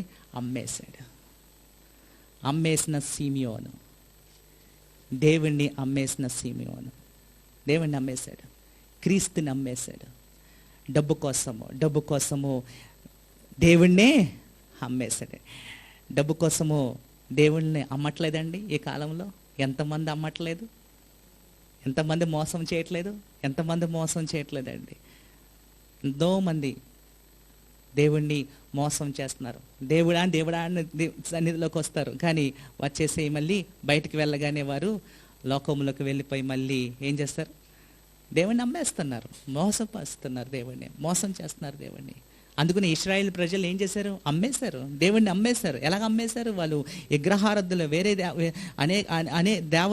అన్ని దేవతలకి వారు ఆరాధిస్తాం మొదలు పెట్టారు, వ్యభిచారం చేస్తాం మొదలు పెట్టారు. దేవుణ్ణి దూరం పెట్టి, ఓషియా గ్రంథం అంతా అదే మనకు కనపడుతుంది. ఓషియా అందుకునే గోమర్నిది వివాహం చేసుకోమంటున్నాడు. అందుకునే నా ప్రజలు నన్ను హింసిస్తున్నారు, నన్ను దూరం పెట్టారు, నాతో వ్యభిచారం చేస్తున్నారని దేవుడు అక్కడ ఓషియా ప్రవక్త ద్వారా తెలియజేశాడు. ఎస్, మోసం, ఎంత మోసం చేస్తున్నారని క్రైస్తవులుగా ఉండి జనము దేవుని మోసం చేయట్లేదా? మేము క్రైస్తవులు నేను ఏ పాపం చేయనని సాక్ష్యాలు చెప్తారు, ఏ పాపం చేయను నేను పరిశుద్ధుడిని అని చెప్పి ఇక్కడ సాక్ష్యాలు వారు తెలియజేస్తారు. కానీ వారు చేయాల్సిన అన్ని పనులన్నీ చేసేస్తున్నారు. ఎవరి కోసమేండి అది? ఎవరి కోసం? వారిని ఎంతమందిని మోసం చేయట్లేదు, క్రీస్తుని మోసం చేయట్లేదా? ఇక్కడ చూడండి, క్రీస్తుతో ఉంటూ యూదా ఇస్కరియోతు ఏం చేశాడు, దేవుణ్ణి మోసం చేయలేదా? లాస్ట్ మినిట్ దాకా ఎవరికి తెలియదు అక్కడ యూదా ఇస్కరియోతు మోసం చేస్తున్నాడని. కానీ లాస్ట్కి యేసయ్యని మోసం చేసి ఏం చేశాడండి, దేవుణ్ణి క్రీస్తుని అమ్మేశాడు. ఈ సిమియోని ఇస్కరియోతు రక్తము ఆయన ఏం చేసింది, దేవుణ్ణి అమ్మేలా చేసిందండి.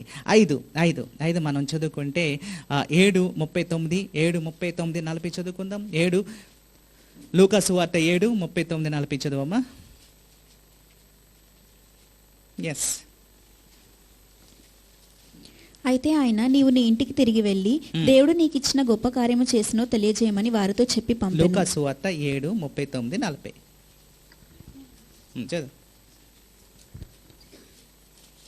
ఆయన పిలిచిన పరిసేయుడు అది చూచి, ఈయన ప్రవక్త అయిన ఎడల తన్ను ముట్టుకునిన ఈ స్త్రీ ఎవతని ఎటువంటిదో ఎరిగి ఉండునో అని, ఇది పాపాత్మురాలి అని తనలో అనుకునేను.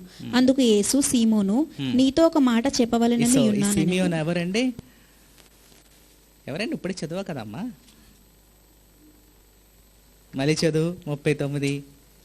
ఆయన పిలిచిన పరిసేయుడు అది చూచి, ఎవరు? పరిసేయుడు అంటే ఈ పరిసేయులు ఎవరండి? యాజకులు. సో ఈ సిమియోను ఎవరండి? యాజకుడైన సిమియోను ఏం చేశాడండి, యేసయ్యని ఏం చేశాడు, ఇన్వైట్ చేశాడు భోజనానికి. అతన్ని ఇన్వైట్ చేసినప్పుడు ఎంతో చక్కగా ఇన్వైట్ చేశాడు. యేసయ్య వాళ్ళ ఇంటికి వచ్చాడు, భోజనం చేస్తున్నాడు. ఆ భోజనం చేసిన సమయంలో ఒక స్త్రీ వచ్చింది. ఆ స్త్రీ ఎవరండి? మేరీ వచ్చింది. మేరీ వచ్చి ఏం చేసింది, తల్ల మీద ఏం పోసింది, అత్తరు పోసింది. వాల్యుబుల్ అత్తరు తన మీద పోయగానే ఇక్కడున్న సిమియోను ఏమనుకున్నాడు, మనసులో ఏమనుకున్నాడు, అమ్మేస్తే అనుకునేది యూదా ఇస్కరియోతు. కానీ ఈ సిమియోను ఏమనుకున్నాడు, చదువమ్మా. ఆ స్త్రీ ఎవతియో ఎటువంటిదో ఎరిగి ఉండెను, ఇది పాపాత్మురాలు అని తనలో తాను అనుకునేను.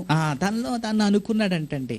అంటే యేసయ్యకి ఈ అత్తరు పోస్తుంది, యేసయ్య ఏమంటలేదేంటి అసలు ఆ స్త్రీ ఎవరో తనకు తెలుసా అని చెప్పి అక్కడ మాట్లాడుతున్నప్పుడు ఏసయ్య అనుకున్నాడు, అంటే అతను లోపల అనుకుంటున్నాడంట, మనసులో అనుకుంటున్నాడంటే అండి, ఏసై మీద అత్తరు పోస్తున్నప్పుడు చూసి ఆయన మనసులో అనుకుంటున్నాడు, ఏంటి ఇది, ఏసయ్య ఒక మాట కూడా మాట్లాడతలేదు ఏంటని మాట్లాడినప్పుడు అక్కడ ఏసయ్య మాట్లాడుతున్నాడు అనమాట. ఏసయ్య ఆయనకి జవాబిస్తాడు, కింద భాగంలో జవాబిస్తాడు. కానీ ఇక్కడ మనం నేర్చుకోవాల్సింది ఏంటంటే ఏసైని వెల్కమ్ చేశాడండి, ఏసైని వెల్కమ్ చేశాడు, ఇన్వైట్ చేశాడు, ఏసై ఇంటికి వచ్చాడు, ఆయనతో భోజనం చేస్తున్నాడు. భోజనం చేస్తూ ఏసై మీద ఏం పెట్టుకున్నాడు, డౌట్ పెట్టుకున్నాడు. ఏసై మీద డౌట్ పెట్టుకున్నాడు కాబట్టి మనసులో అతను అనుకుంటున్నాడు, అంటున్నాడు. ఏసై అంటాడు, నేను వచ్చాను మీ ఇంటికి. ఏసై అంటున్నాడు, ఆ సిమియోన్తో అంటున్నాడు, నిన్ను ఇంటికి వచ్చాను, కానీ నాకు నీళ్ళు ఇచ్చావా కాలు కడుక్కుంటానికి? ఇవ్వలేదు. ఏదైతే నువ్వు రెస్పెక్ట్ ఇవ్వాలో, యూదులకి ఎలాగైతే రెస్పెక్ట్ ఇస్తారో ఆ రెస్పెక్ట్ నాకు ఇచ్చావా?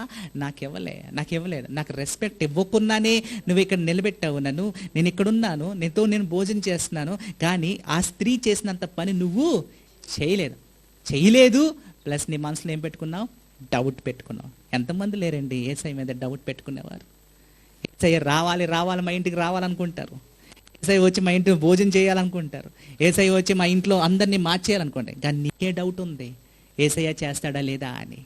నీకు ఒక రోగం వచ్చిందనుకో, అది దాని నుంచి స్వస్థత పరచలేదు, నీకు స్వస్థత రాలేదంటే నువ్వు అనుకుంటావు ఇది చేస్తాడా లేదా అని, నువ్వు ఎక్కడెక్కడికో పరిగెడతావు, ఎన్నెన్నో చేస్తూ ఉంటావు. నీ జీవితంలో ఆ శ్రమ పోవట్లేదంటే నువ్వు ఎన్నెన్నో పనులు చేస్తుంటావు. లాస్ట్ మినిట్ దాకా నువ్వు దేవునితో ఉంటావా, ఏసైతో ఉంటావా? లేదు, ఎక్కడికో వెళ్ళిపోతావు, ఎక్కడికో బయటకు వెళ్ళిపోతావు. సో దేవుడు ఎంతమంది వెళ్తలేదండి, ఏసై శక్తిని పొందుకుంటున్నారు, ఏసై కోసం సాక్ష్యాలు చెప్పేవాళ్ళు చాలామంది ఉన్నారు, కానీ వారి జీవితంలో అద్భుతాలు జరగలేనప్పుడు వారు ఏం చేస్తారంటే బయటకు వెళ్ళిపోతారు, దేవుడి నుంచి దూరం వెళ్ళిపోతారు. దేవుడి నుంచి డౌట్, ఇది నా జీవితంలో జరగట్లేదు, ఏసై దగ్గరికి వచ్చింది, నేను నాలో స్వస్థత వస్తుందని దేవుని దగ్గరికి వచ్చాను, కానీ నా జీవితంలో అది జరగలేదు. నాకు మన చర్చికి ఒక ఆమె వచ్చేదండి, తనకి ఎప్పుడు స్టమక్ పెయిన్ వస్తూ ఉండేది, గ్యాస్ట్రిక్ ప్రాబ్లమ్స్. ఒకసారి గ్యాస్ అనేది వచ్చింది అనుకోండి, గ్యాస్ట్రిక్ ప్రాబ్లమ్స్ అనేది పోదు, అంత ఈజీగా పోదు, సమయం పడుతుంది. సో తనకు చెప్పినప్పుడు డైలీ తను ప్రార్థన చేసినప్పుడు చెప్తా ఉండేవాడు, అమ్మ మీరు ఇలా చేయాలని. చాలా వరకు తనకు క్యూర్ అయింది. మళ్ళీ తిరిగి తనకు గ్యాస్ ప్రాబ్లం వచ్చింది, ఇంకా చర్చికి రావడం మానేసింది. నేను అడిగా, ఏమైందమ్మా చర్చికి అనేది? నాకు గ్యాస్ నొప్పి తగ్గట్లేదండి, ఏసై మీద నాకు నమ్మకం లేదు, అందుకు నేను రావట్లేదండి. ఏసై మీద నాకు నమ్మకం లేదు, అందుకు రావట్లేదని డైరెక్ట్గా తను అన్నది. చూడండి, తన గ్యాస్ ప్రాబ్లం తగ్గట్లేదని చెప్పేసి తన దేవుడి దగ్గరికి రావట్లేదంటండి. చూడండి డౌట్ తోటి ఎంత డౌట్ తను క్రియేట్ చేసిందో చూడండి. తనకు తగ్గట్లేదు కాబట్టి ఏసై వాళ్ళ ఇంటికి రావాలి. అద్భుతాలు చేశాడు, వాళ్ళ ఇంట్లో అద్భుతాలు చేశాడు దేవుడు, తను చూసింది అద్భుతాలు చేశాను, కానీ తన జీవితంలో గ్యాస్ ప్రాబ్లం కంప్లీట్గా హీల్ అవ్వలేదని చెప్పేసి నాకు దేవుని దూరం పెడుతున్నానండి. అలా చాలామంది ఉన్నారండి, క్రైస్తవులు చాలామంది ఉన్నారు, దేవుని కోసం స్వస్థతల కోసం వెళ్తారు, వారి జీవితంలో జరుగుతాయి, కానీ ఒకసారి జీవితంలో స్వస్థత జరగట్లేదంటే దేవుని టెస్ట్ చేస్తున్నాడు. గాడ్ ఈస్ టెస్టింగ్ నా మీద నువ్వు ఎంత విశ్వాసం పెట్టుకున్నావా అని దేవుడు నేను టెస్ట్ చేస్తూ ఉంటాడు. ఆ టెస్ట్లో నువ్వు పాస్ అవ్వాలి. ఎస్, నువ్వు ఆ టెస్ట్లో నువ్వు పాస్ అవ్వకుండా ఏంటి? చూడండి, ఇక్కడ ఈ యాజకుడు పిలిచాడు, యాజకుడు వచ్చాడు, దేవుని సన్నిధిలోకి వచ్చి వారింటికి వచ్చాడు, వెల్కమ్ చేసినప్పుడు వెళ్ళాడు. ఏసైకి తెలియదా ఈ యాజకుడు ఎలాంటి వారని? యాజకులు చాలా ఇబ్బంది పెట్టారు ఏసైని, క్వశ్చన్స్తో ఇబ్బంది పెట్టారు ఏసైని ఏదో విధంగా అరెస్ట్ చేసి చంపేయాలని ఎదురు చూస్తున్న వ్యక్తులు వీళ్ళు, కానీ వారి పిలవగానే ఏసై వారి ఇంటికి వచ్చాడంటే అని అర్థం చేసుకోవాలి. పిలిస్తే దేవుడు వస్తాడండి, ప్రేమతో పిలిస్తే ఏసై వస్తాడు, ఏసై రావడానికి. ఇప్పుడు నువ్వు ప్రార్థించి మోకరించి నువ్వు ప్రార్థించే, ఎవరు ప్రార్థించినా దేవుడు వారి ఇంటికి వస్తాడు. కానీ ఇంటికి వచ్చిన తర్వాత నువ్వు రెస్పెక్ట్ ఇస్తున్నావా? ఇంకా అదే డౌట్లో పెడుతున్నావా? అదే దేవుడు ఆ డౌట్లతో దేవుడిని దూరం పెడుతున్నావా? ఇది దేవుని ఈరోజు ఏసయ్య నీతో మాట్లాడుతాను. ఇక్కడ డౌట్ పడిన సిమియోను, ఏసై మీద డౌట్ పడిన సిమియోను. ఆరోది మనం చూద్దాం. మనం చదువుకుంటే మార్క్స్ సువార్త 14:3 ఒకసారి చదువుదాం. 14:3 త్వరగా చదవాలమ్మా. మార్క్స్ సువార్త 14:3 చదువుకుంటే అక్కడ ఆయన బేతనీలో కుష్ఠరోగి అయిన సీమోను ఇంట భోజనము చేయగా కూర్చుండి ఉండెను. ఓకే, ఇక్కడ కుష్ఠరోగి అయిన ఒక సిమియోన్ ఉన్నాడు. కుష్ఠరోగి అయిన ఒక సిమియోన్ ఉన్నాడు. ఆ సిమియోన్ ఏం చేస్తున్నాడు? భోజనములకు కూర్చుని ఉన్నప్పుడు ఒక స్త్రీ మిక్కిలి వెర్వగల అచ్చా జటామాంసి అత్తరు బుడ్డి తీసుకుని వచ్చి, ఇక్కడ చూడండి, ఇక్కడ కూడా ఒక స్త్రీ వచ్చింది. ఇక్కడ ఆ స్త్రీ ఏం చేస్తుంది? అత్తరు బుడ్డి తీసుకుని తను ఏం చేస్తుంది? తల్ల మీద పోసిందంటండి, తల మీద పోసింది. అద్దరు పొడ్డు తీసుకొచ్చి తల మీద పోసింది. తిన కూడా మేరీయే. సో ఈ సిమియోన్ కుష్ఠరోగులు ఆ కాలంలో కుష్ఠరోగులు దూరం పెట్టేవారు. తెలుసా మీకు? కుష్ఠరోగులను దూరం పెట్టేవారు. ఎందుకు? వారు పాపం చేస్తే ఆ కుష్ఠరోగం వారి మీదకి వచ్చేది. అందుకనే కదా గెహజీకి ఆ కుష్ఠరోగం వచ్చింది. దేవుడు ఎవరా? ఎలీషా ఏమంటాడండి? ఏలియానా ఎలీషా ఏలియాకి చాలామంది కన్ఫ్యూజ్ అయిపోతూ ఉంటారు. ఎలీషా ప్రవక్త దగ్గరికి ఆ కమాండర్ వస్తాడు.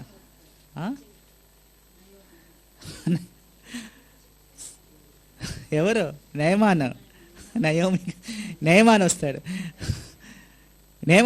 ఆ నెహమాన్ రాగానే నయమాను బంగారం తీసుకొస్తాడు, డబ్బు తీసుకొస్తాడు, అన్నీ తీసుకొచ్చి అంటాడు, ఎలీషాతో అంటాడు తీసుకో అంటాడు. ఎందుకు? ఆయన స్వస్థత పొందుకుంటాడు. బహుమానంగా తీసుకోమంటే ఆయన ఏమంటాడు? నాకు వద్దంటాడు. కానీ గెహజీ డబ్బుకు ఆశపడి వెంట వెళ్ళి ఆ డబ్బు తెచ్చుకుంటాడు. కానీ ఆ డబ్బు తెచ్చుకోగానే ఎలీషాకి తెలిసిపోతుంది. ఎక్కడ తెచ్చుకున్నాడండి. అప్పుడు ఎందుకు? ఆయనతో ఎవరి ఆత్మ వెళ్ళింది? ఎలీషాలతో. మర్చిపోకండి, దేవుని ఆత్మ మీతో ఉంటుంది. మీరు చేసే ప్రతి పనిలో దేవుని ఆత్మ ఉంటుంది. ఎవరు లేరు సీక్రెట్గా తీసుకుంటున్నారని మీరు అనుకోకండి. నువ్వు బ్యాప్టిజం తీసుకున్నావంటే పరిశుద్ధాత్మ దేవుడు నీలో ఉన్నాడు. పరిశుద్ధాత్మ దేవుడు నీకోసం సాక్షిగా నిలబడతాడు. చెప్తాడు మాట, జాగ్రత్త. దేవుని ఆత్మ గెహజీతో వచ్చిందంటండి. దేవుని ఆత్మ ఎప్పుడైతే గెహజీతో వచ్చిందో, గెహజీ నువ్వు చేసిన తప్పు అన్నాడు. దాచుకుని వచ్చి కూర్చున్నాడు, నిలబడ్డాడు. అంటే ఏమెరగనట్టు మనం కూడా ఒకసారి అదే కదా, చేసేసి పని అన్నీ చేసేసి ఏమెరగనట్టు వచ్చి నుంచుంటాం మనం. అస్ వాట్ వీడు ఏం తెలియనట్టు నిలబడతాం. అవునా? అందుకని ఒక పద్యం కూడా ఉంది, జానీ ఎస్ పప్ప అంటాడు. వాడు ఏం చేశాడు? వచ్చింది. కుష్ఠరోగంతో ఉన్నాడు, పాపంతో ఉన్నాడు కాబట్టి కుష్ఠరోగం అనేది అతని మీదకి వచ్చింది. సో ఈ కుష్ఠరోగము ఆయన పొందుకున్నాడు కాబట్టి సో సమాజం అంతా ఈ సిమియోను దూరం పెట్టేశారు. దూరంగా ఉన్నారు. ఊరు అవతలు ఉన్నారు. కానీ యేసయ్య ఆయన ఏం చేశాడు? స్వస్థతపరిచాడు. అతను స్వస్థతపరిచాడు. ఆయన్ని స్వస్థతపరిచాడు కాబట్టే ఆ సిమియోన్ ఇంటికి వెళ్ళాడు. సిమియోన్ ఇంటికి వెళ్ళాడు. ఆయన స్వస్థత పొందుకున్నాడు కాబట్టి సిమియోన్ ఇంటికి వెళ్ళాడు. కానీ వారింట్లో జరిగింది ఏంటంటే, వాల్యుబుల్ అత్తర్ ఏమైందంట, ఆయన మీద అభిషేకం చేశారు. ఎవరి మీద? యేసయ్య మీద అభిషేకము పొందుకున్నారు. అభిషేకం పొందుకున్న గృహంగా అక్కడ బేతనీలో నిలబడ్డది. సో ఇక్కడ మనం ఏం నేర్చుకోవచ్చు అంటే, ఈ సిమియోన్ నుంచి మనం ఏం నేర్చుకోవచ్చు అంటే, సిమియోను క్రీస్తు కోసం పాపం విడిచిపెట్టిన సిమియోను. క్రీస్తు కోసం పాపం విడిచిపెట్టాడు. ఆయన పాపం ఒప్పుకున్నాడు కాబట్టి దేవుడు ఏం చేశాడు? ఆయనలో ఉన్న స్వస్థత అంటే ఉన్న కుష్ఠరోగము పోగొట్టి ఆయనకి స్వస్థత ఇచ్చాడు. సో క్రీస్తు కోసము పాపం విడిచిపెట్టిన సిమియోను. సో విడిచిపెట్టేశాడు, పాపం అంతా విడిచిపెట్టేశాడు, దేవుని కోసం నిలబడ్డాడు. దేవుణ్ణి యేసయ్యని వెల్కమ్ చేశాడు ఇంటికి. పాపం లేని జీవితంతో ఉన్నాడు ఈ సిమియోను. పాపం లేని జీవితంతో అతను ముందుకు వెళ్తున్నాడు. సో మనం యేసయ్య మన జీవితంలో ఎన్నో అద్భుతాలు చేశారు. ఇంకా మనం పాపం చేస్తున్నామా? ఇంకా అదే పాపంలో ఉన్నామా? ఈ సిమియోను ఏ విధంగా అయితే దేవుని కోసం పాపం విడిచిపెట్టాడో, ఆ పాపం మళ్ళీ తిరిగి మన దగ్గరికి రాకూడదు. ఆ పాపం మన దగ్గరికి రానివ్వకుండా మనము నిలబడాలి. సో కంప్లీట్గా దేవుడి నుంచి మన హృదయం మనం శుద్ధి చేసుకొని మనం దేవుని దగ్గర నిలబడి ముందుకు వెళ్ళాలి. ఏడోది మనం చదువుకుంటే అపోస్తుల కార్యాలు 9:43 చదవమ్మా. పేతురు యప్పేలో సీమోనను ఒక చర్మకారుని యొద్ద బహుదినములు నివసించెను. మళ్ళీ చదవమ్మా. పేతురు యప్పేలో సీమోనను ఒక చర్మకారుని యొద్ద బహుదినములు నివసించెను. ఇక్కడ సీమోను ఒక వ్యక్తి ఉన్నాడు. అతను ఏం చేస్తాడంట? చర్మం ఏం చేస్తాడు? బిజినెస్ చేస్తాడు. చర్మం బిజినెస్ చేస్తాడు, అంటే స్కిన్ బిజినెస్ చేస్తాడు అనమాట. లెదర్ బిజినెస్ చేస్తాడు. సో ఇవి ఉంటాయి కదండి, గొర్రెలు, బొచ్చులు, ఇలాంటివన్నీ ఉంటాయి కదా. సో వాళ్ళు స్కిన్ తీసి ఏం చేస్తారంటే లెదర్గా వారు ఎక్స్పోర్ట్ చేస్తారు. పాములు శరీరం తీసి ఇవన్నీ వారు ఎక్స్పోర్ట్ చేస్తారు. అన్ని జంతువుల నుంచి అనేక స్కిన్ తీసి వారు లెదర్గా తయారు చేసి బిజినెస్ చేస్తూ ఉంటాడు అనమాట. సో ఈ బిజినెస్లో ఉన్నమాట ఈ సిమియోను. సో ఈ బిజినెస్లో నిలబడిన సిమియోను. సో ఈ సిమియోన్ ఇంట్లోకి ఎవరు వచ్చి ఉంటున్నారు? పేతురు వచ్చి ఉంటున్నాడు అనమాట. పేతురు కూడా సిమియోన్ ద పేతురే. కానీ ఈ సిమియోను ఇంట్లో ఈ పేతురు ఉంటూ మొదలు పెట్టాడు అనమాట. అంటే అక్కడికి వచ్చి దేవుని సేవ చేస్తున్నాడు అనమాట. సో ఈ గృహంగా ఈ సిమియోన్ గృహము ఆయన వాడుకున్నాడు. ఆయన దేవుని కోసం వాడుకున్నాడు అనమాట. సో ఈయన ఎక్కువ బిజినెస్లో బిజీ అయిపోయాడు. కానీ ఇక్కడ మనం ఒకటి అర్థం చేసుకోవాలి. ఈ సిమియోన్ నుంచి ఒక విషయం నేర్చుకోవాలి. ఈ సిమియోను అన్యుడు, యూదుడు కాదు. ఎలాగంటారంటే యూదులు ఇది చేయరు. ఏం చేయరు? లెదర్ బిజినెస్ చేయరు. ఎందుకంటే లెదర్ బిజినెస్ అనేది అన్క్లీన్ అనమాట. అన్క్లీన్ అంటే ఆ చర్మం అనేది అమ్మటం అనేది వీళ్ళు ఒప్పుకోరు, యూదులు ఒప్పుకోరు. పందులు వారు మేపరు, లేకపోతే పందులు అనేది వారు బిజినెస్ చేయరు. యూదులు ఎప్పుడు పందులను వారి ఇంట్లో పెట్టుకోరు, వారు బిజినెస్లో పెట్టుకోరు. దాని నుంచి ఏది బిజినెస్ చేయాలని వారు ఎప్పుడు అనుకోరు. ఎందుకంటే that is unclean animal. So ఆ జంతువుని వారు దూరం పెడతారు, దాన్ని తాకరు, దాని దగ్గరికి దాని జోలికి వెళ్ళరు. అదేవిధంగా ఇలాంటి స్కిన్ లెదర్స్ తయారు చేయటము, జంతువుల బాడీ నుంచి ఈ స్కిన్ తోటి ఇలాంటి లెదర్ ఎక్స్పోర్ట్ చేయడం, ఇలాంటివన్నీ వాళ్ళు దీన్ని కూడా ఒప్పుకోరు. ఎందుకంటే చర్మం అనేది వారికి అన్క్లీన్ అన్నమాట. సో అన్క్లీన్గా వారు తీసుకుంటారు కాబట్టి వారు ఆ బిజినెస్ చేయరు. సో ఇతను ఆ బిజినెస్ చేస్తున్నాడంటే ఖచ్చితంగా ఇతను ఎవరు? ఒక అన్యుడు.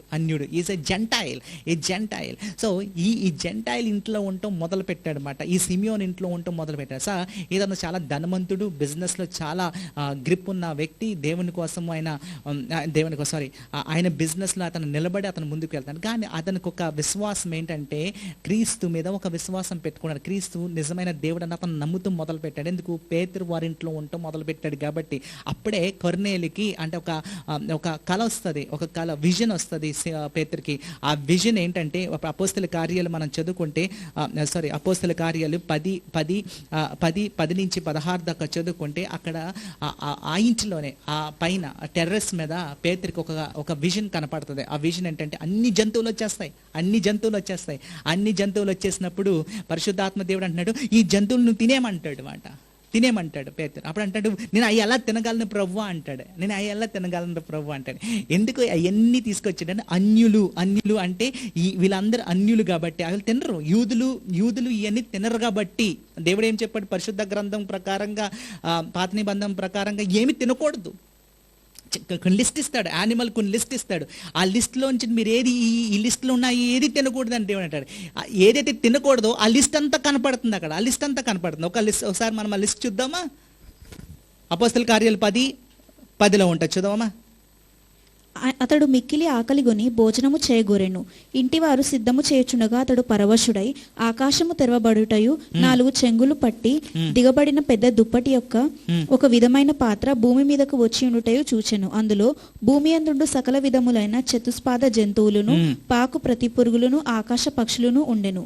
చూడండి, అన్ని జంతువులు, పక్షులు, పురుగులన్నీ అక్కడ కనపడుతున్నాయి. ఇప్పుడు పశు దేవుడు ఏమంటున్నాడు అంటే ఇవన్నీ తినమంటున్నాడు అనమాట. ఇది తీసుకొని తినమంటున్నాడు. అప్పుడు దేవుడు అంటున్నాడు, అప్పుడు పేతురు అంటాడు, ఇది నీ ఎలా తినగలను అంటున్నాడు. కిందేమో సిమియోను ఉన్నాడు, ఏం చేస్తున్నాడు? అయ్యే శరీరంతో ఏం చేస్తున్నాడు? వ్యాపారం చేస్తున్నాడు, బిజినెస్ చేస్తున్నాడు. అందుకనే దేవుడు అది చూడండి, దేవుడు కూడా ఈజ్ వెరీ క్యాల్కులేటింగ్ అన్నమాట. పేతురు ఎవరింట్లో అయితే ఉన్నాడో ఆ ఇంట్లో చేసిన బిజినెస్నే తీసుకొచ్చి దేవుడు ఈ జంతువులన్నిటి నుంచి జీవిస్తాడంటండి. పాములు ఉన్నాయి అక్కడ, ఈ క్రొకడైల్స్ ఉన్నాయి, ఇవన్నీ అక్కడ కనపడుతున్నాయి. వాటితోటి ఏం చేస్తారు? లెదర్లు తయారు చేస్తారు. ఈ సిమియోను అదే చేస్తాడు, అక్కడ లెదర్లు ఇవన్నీ తయారు చేస్తాడు. సో ఇవన్నీ జంతువులు రాగానే తినమన్నప్పటికీ కిందేమో ఇవన్నీ లెదర్ బిజినెస్ జరుగుతుంది, పైనేమో దేవుడు ఏమంటున్నాడు? తినేమంటున్నాడు. అర్థం కాలేదు. అప్పుడు దేవుడు తెలియజేస్తాడనమాట. కొర్నేలు అని ఒక వ్యక్తి ఉన్నాడు, అతని దగ్గరికి వెళ్ళాడు. కొర్నేలు ఎవరండి? ఒక అన్యుడు. అతను ప్రార్థన చేస్తున్నాడు, ఆయన సేవ చేస్తున్నాడు. అంటే భేదవాళ్ళకి అందరికీ వారు సేవ చేస్తున్నాడు. కానీ ఆయనలో ఏం లేదు? బాప్టిజం లేదు, పరిశుద్ధాత్మ దేవుడు లేడు. సో అది వారికి కూడా బాప్టిజం ఏమో, అన్యులు కూడా బాప్టిజం పొందుకోవాలని చెప్పి దేవుడు అక్కడ పేతురుని పంపిస్తాడనమాట. సో ఇక్కడ సిమియోను ఇంటికి ఏమొచ్చిందండి? రక్షణ వచ్చింది. ఎస్, ఈ సిమియోను ఇంటికి రక్షణ వచ్చింది. దేవుని కోసం తెలుసుకున్నాడు. ఒక అన్యుడింటికి రక్షణ, మొదట రక్షణ ఎవరి దగ్గరకు వచ్చిందంటే ఈ సిమియోను ఇంటికే వచ్చింది. అన్యుడు పేతురు తీసుకొచ్చాడు అక్కడికి. ఈ పేతురు అని వాడు సిమియోను ఇంటికి రక్షణ తీసుకొచ్చాడు. ఎస్ రక్షణ పొందుకుని అక్కడ ఈ సిమియోను నిలబడ్డాడు. రక్షణ పొందుకున్న సిమియోను ఇక్కడ మనకు కనపడుతున్నాడు. ఎనిమిదో సిమియోను కోసం మనం చదువుదాం. మత్తయి సువార్త 4:18 ఒకసారి చదువుదామా? అందరి హీరో 4:18. ఎస్. యేసు గలిలయ సముద్ర తీరంలో నడుచుచుండగా పేతురు అనబడిన సీమోను అతని సహోదరుడైన ఆంద్రియ, అందరికి హీరో ఈ పేతురు. సిమియోను అంటే ఈ పేతురు గుర్తొస్తాడు అందరికి. కానీ ఈ సిమియోను ఏం చేస్తున్నాడంటే, ఎలాంటి వ్యక్తి? ఇతని జాబ్ ఏంటి, ప్రొఫైల్ ఏంటి? చేపలు పట్టుకునేవాడు అనమాట. ఈజ్ అ ఫిషర్ మ్యాన్, చేపలు పట్టుకునేవాడు. సో అలాంటి వ్యక్తి చేపలు పట్టుకుని ఎలాగా ఉంటారని, మోటుగా ఉంటారు, నాటుగా ఉంటారు. ఇంకా లాంగ్వేజే డిఫరెంట్గా ఉంటుంది. కానీ దేవుడు చూడండి, వారి లాంగ్వేజ్ అన్నట్లు దేవుడు మార్చేస్తాడు. ఈజీలీ వారు చాలా రఫ్గా ఉంటారు. సో అలాంటి వ్యక్తుల్ని దేవుడు సెలెక్ట్ చేసుకున్నాడు. అలాంటి వ్యక్తుల్ని దేవుడు మార్చేశాడు. అదే లూకా సువార్త 22:54 కూడా ఆయన కనపడుతున్నాడు. చూడండి ఇక్కడ మనం చదువుకుంటే సిమియోను దేవుని కోసము ఏదైనా చేస్తాను ముందుకు వెళ్ళాడు. యేసయ్యతో అంటున్నాడు, దేవా నన్ను ఒంటరిగా విడిచిపెట్టుకు ప్రవ్వా, నువ్వు ఎక్కడికి వెళ్ళినా నేను నీతో వస్తాను ప్రవ్వా అంటాడు. నువ్వు ఎక్కడికి వెళ్ళినా నీతో వస్తాను ప్రవ్వా అంటాడు. కానీ ఏం చేశాడండి? యేసయ్యని అరెస్ట్ చేసి యేసయ్యని తీసుకెళ్తున్న సమయంలో ఆయన ఏం చేశాడండి? ఆయన కోసం 3 మార్లు అబద్ధం ఆడాడు. అబద్ధం ఆడే సిమియోను. ఎంతమంది అబద్ధాలు ఆడతలేదండి? క్రైస్తవులని ముద్ర తీసుకుంటున్నారు, కానీ వారు అబద్ధాల మీద అబద్ధాలే ఆడుతున్నారు. బైబిల్ గ్రంథం ఏం తెలియజేస్తుందంటే, నువ్వు అబద్ధం ఆడొద్దు అంటున్నాడు. అబద్ధము ఆడేవారు ఎవరు ఆడతారు? సాతాను బిడ్డలు అబద్ధం ఆడతారు. అందుకునే యేసయ్య అన్నాడు, నేను వెళ్ళే మార్గంలో నువ్వు వెళ్ళలేవు సిమియోను, ఎందుకంటే నువ్వు 3 మార్లు అబద్ధం ఆడబోతున్నావు. ఏం చేస్తావు? 3 మార్లు ఏమన్నా అబద్ధం ఆడాడు? క్రీస్తు నాకు తెలియదు, ఈ క్రీస్తు ఎవరు నాకు తెలియదు. 3.5 years యేసయ్యతో ఉండి యేసయ్య ఎవరు నాకు తెలియదు అన్నాడండి. ఒక అన్యుడు వచ్చి నీకు క్రీస్తు కోసం మాట్లాడి నువ్వు జవాబు ఇవ్వగలవా? లేదా నాకు క్రీస్తు ఎవరు తెలియదండి. మేము వెళ్తూ ఉంటామండి, అప్పుడప్పుడు వెళ్తూ ఉంటాం చర్చికి, కానీ మీరు చెప్తే మేము మానేస్తామండి. మేము చెప్తే భయం. ఈరోజు ఒక వీడియో వచ్చింది. నార్త్ ఇండియా వారు బెంగళూరు నుంచి వెళ్ళి వారు నార్త్లో చర్చ్ పెట్టుకున్నారు. ఒక డిస్టర్బెన్స్ వస్తుందని చెప్పేసి వారు పెద్ద హంగామా చేశారు. హంగామా చేస్తే పాస్టర్ బయటకు వచ్చాడు, నిలబడ్డాడు. ఆయన ఒక లైవ్ ఇచ్చేసి లైవ్లో మాట్లాడాడు అనమాట. సో అక్కడున్న సంఘస్థులందరూ నిలబడ్డారు. Nobody ran, there all stood there. అందరు అక్కడే కూర్చుని ఉన్నారు. మేమేం తప్పు చేస్తాం? మేము క్రీస్తు కోసం మేము ఆరాధిస్తున్నాం, మేము దేవుని కోసం ఆరాధిస్తాం, మిమ్మల్ని ఎవరిని డిస్టర్బ్ చేయట్లేదే, మా దేవుడిని మేము ఆరాధించుకుంటున్నాం, మిమ్మల్ని డిస్టర్బ్ చేయలేదు అని చెప్పి వారు అక్కడ నిలబడ్డారు. దేవుని కోసం నిలబడేవారు ఎంతమంది ఉన్నారు? దేవుని కోసం అబద్ధాలు ఆడేవాళ్ళు ఎక్కువ మంది ఉన్నారు. ఒక అబద్ధాన్ని కాపాడుకుంటూ ఇంకొక అబద్ధం ఆడేవారు చాలామంది ఉన్నారు. అందుకనే యేసయ్య పేతురుతో అన్నాడు, నువ్వు 3 మార్లు అబద్ధం ఆడబోతున్నావు పేతురు, 3 మార్లు అబద్ధం ఆడబోతున్నావు. ఈ క్రీస్తు ఎవరో నీకు తెలియదంటావు, అలా చాలామంది ఉన్నారండి. క్రీస్తు ఎవరో తెలుసుండి కూడా తెలియదని చెప్పి జీవిస్తున్నారు. ఎంతోమందిని క్రీస్తుని దూరం పెడుతున్నారు. అబద్ధం ఆడిన సిమియోను ఇక్కడ కనపడుతున్నాడు. 9ది లాస్ట్ అని మనం చదువుకుంటే మార్కు సువార్త 15:21 మనం చదువుకుంటే అక్కడ చూడండి, కురేనీయుడైన సీమోనును ఒకడు పల్లెటూరు నుండి వచ్చి ఆ మార్గాన్ని పోవుచుండగా ఆయన సిలువను మోయుటకు అతన్ని బలవంతము చేసి, క్రీస్తు సిలువ మోసిన సిమియోను ఎక్కడి నుంచి వచ్చాడండి? కురేని నుంచి వచ్చాడంటండి. ఈ కురేని ఎక్కడ ఉందండి? లిబియాలో ఉందండి. లిబియా దగ్గర, అంటే ఆఫ్రికా నుంచి వచ్చాడు. ఆఫ్రికా దేశస్థులు, ఆఫ్రికా నుంచి వచ్చాడు. ఆఫ్రికా నుంచి వచ్చి అతను ఏం చేస్తున్నాడు, వెళ్తున్నాడు. అక్కడ పస్కా పండుగకు వచ్చాడు. ఆ పస్కా పండుగ కోసం వీళ్ళంతా అరేంజ్మెంట్ చేసుకుంటున్నారు, వారు వెళ్తున్నారు.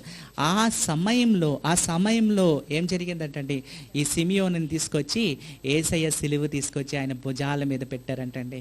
ఆయన మోసుకుని వెళ్ళాడు. ఆ భుజాల మీద పెట్టుకున్న ఆ సిలువను మోసుకుని అతను వెళ్ళాడంటండి.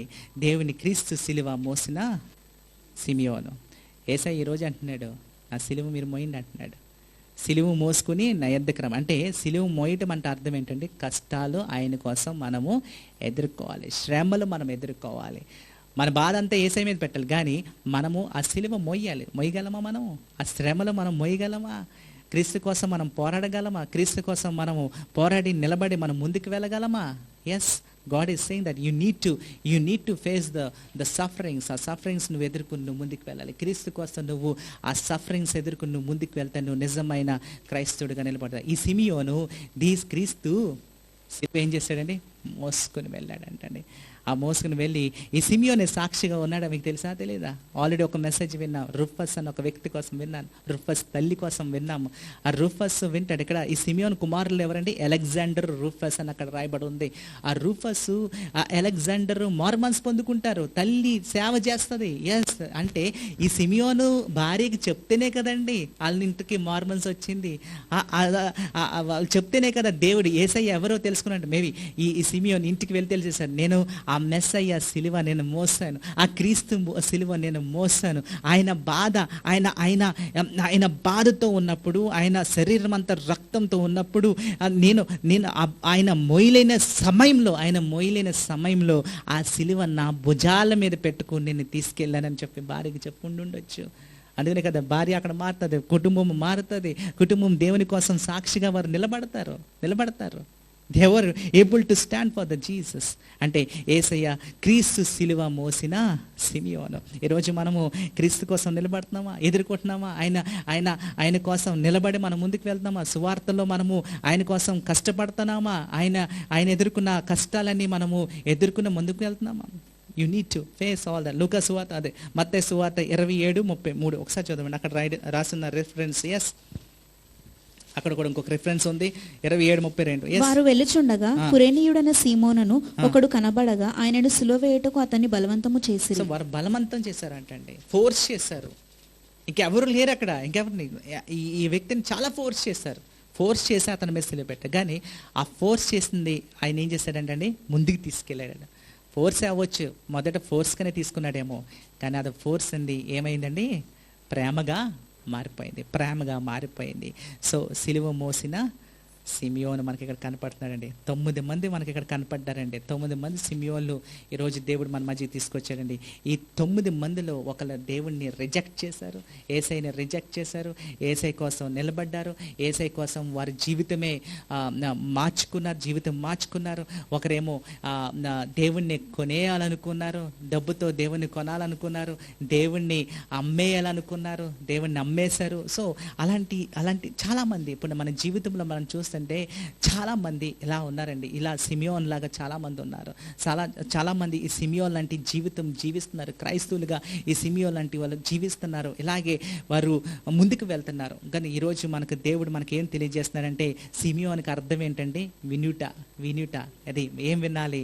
అన్ని మంచి వినాలి. దేవుని వాక్కు మనం వినాలి. దేవుని వాక్కు మనం విని దేవుని మీద మనం ఒక మంచి పునాది వేసుకొని, క్రీస్తులో ఒక మంచి పునాది వేసుకొని మనం నిలబడితే మనం ఆ దీవెనలు పొందుకుంటామని ఈరోజు దేవుడు మనకు తెలియజేస్తున్నాడు. సో ఈ సిమియోన్లు ఏ విధంగా అయితే వారు రక్షణ పొందుకున్నారు, ఈ సిమియోన్లు ఏ విధంగా అయితే వారు అబద్ధం ఆడి వారి జీవితం మార్చుకుని దేవుని కోసం నిలబడ్డారు, మారు మనసు పొందుకున్నారు, అలాగ మనము తిరిగి మారు మనసు పొందుకుని దేవుని వైపు తిరగాలని దేవుడు కోరుకుంటున్నారు. డౌట్ పడే ఉండొచ్చు, కానీ ఆ డౌట్లన్నీ విడిచిపెట్టి దేవుని కోసం తిరిగి మారు మనసు పొందుకుని ఆయన కోసం నిలబడితే, ఏ విధంగా అయితే పేతురు సిమియోను ఏ విధంగా అయితే అబద్ధమాడాడో, అబద్ధమాడి దేవుడే నా శరీరము, దేవుడే నాకు సమస్తం అనుకుని అంత ఏం చేశాడండి, నాకు సిలివేస్తే అప్సైడ్ డైన్ ఏమన్నాడు, నా సిలువేస్తే అప్సైడ్ డౌన్. నేను దేవుని ఏసైకి నేను ఈక్వల్ కాదు. నేను ఏసై కోసం ఏదైనా చేసేస్తానన్నాడు కదా, ఏసై కోసం నేను ముందుంటానన్నాడు కదా. వాడు అంటున్నాడు అన్ని విషయాల్లో తగ్గించుకుని అంటున్నాడు, నేను నా ఏసైతో నేను సమానం కాదు. ఏ ఏసైనైతే నేను వద్దన్నాను, ఏ ఏసై కోసం అయితే నేను 3 మార్లు అబద్ధం ఆడాను, నేను దాన్ని భరించలేకపోతున్నాను. నేను దాన్ని హృదయమున కృంగిపోయింది. నేను ఏసైతో ఎట్టి పరిస్థితుల్లో నేను ఆయనకి ఈక్వల్ కాదు. అందుకు నన్ను అప్సైడ్ డౌన్ నన్ను సిలువేయండి, అప్సైడ్ డౌన్ సిలువేయండి అని ఆయన సిలువేయించుకున్నాడంటే అప్సైడ్ డౌన్. ఇంకొక వ్యక్తి ఉన్నాడండి, ఆయన క్రాస్గా సిలువేస్తారు. ఆ వ్యక్తి ఎవరు? మీకు క్వశ్చన్ ఇది, మీకు ఇది జీకే క్వశ్చన్. మీకు ఈ ఆన్సర్ ఏంటో మీరు ఫైండ్ అవుట్ చేస్తారండి. ఒకరిని క్రాస్కి వేస్తారు,